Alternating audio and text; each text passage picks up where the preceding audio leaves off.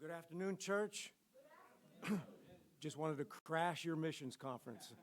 I haven't been to one. I heard there was one, so I just came on in. But really, I appreciate, just wanted to come, appreciate the opportunity to come in and thank you all for supporting that mission in Trinidad.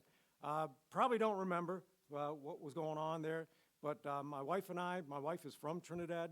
She wasn't able to make it today.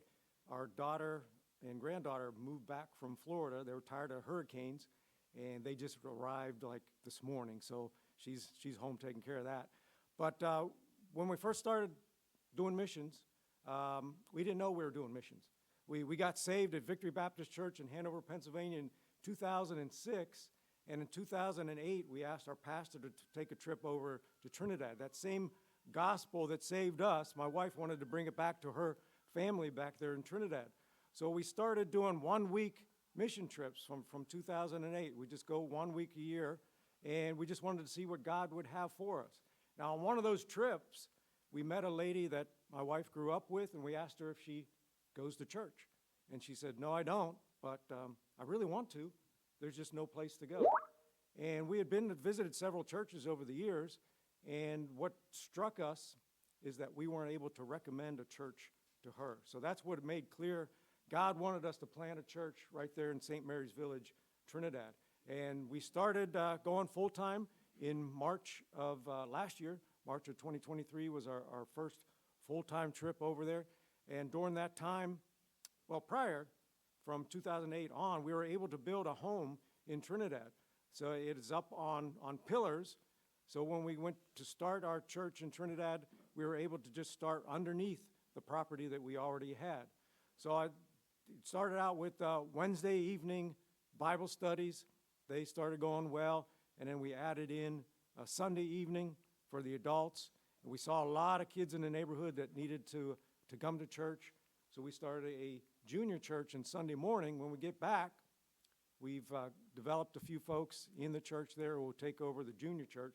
So when we get back, we'll have the Sunday morning, Sunday evening, and the Wednesday evening services. So God has been doing a great deal in Trinidad, and just want to appreciate you all for supporting that work there. That lady, we haven't met her since coming back, but we've met a lot of folks like her. We have people that come to our church, and they say, "Look at how I'm dressed. The best clothes they have." But he said, "I can't go to that church over there dressed like this. Or that church down the road there, I don't have enough to put in the offering plate to go to that church.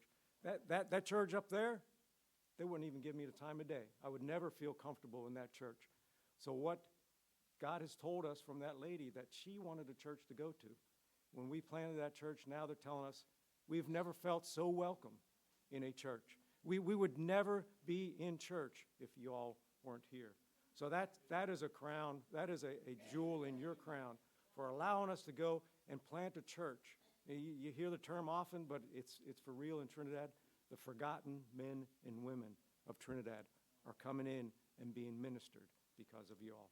So I just want to thank you all for that. We're going to be heading back December 3rd, so keep praying for us. And the other thing I promised you all when I came here, you probably don't remember, is we don't want to be drive-by missionaries where we come in, you give us this report, and never see us again.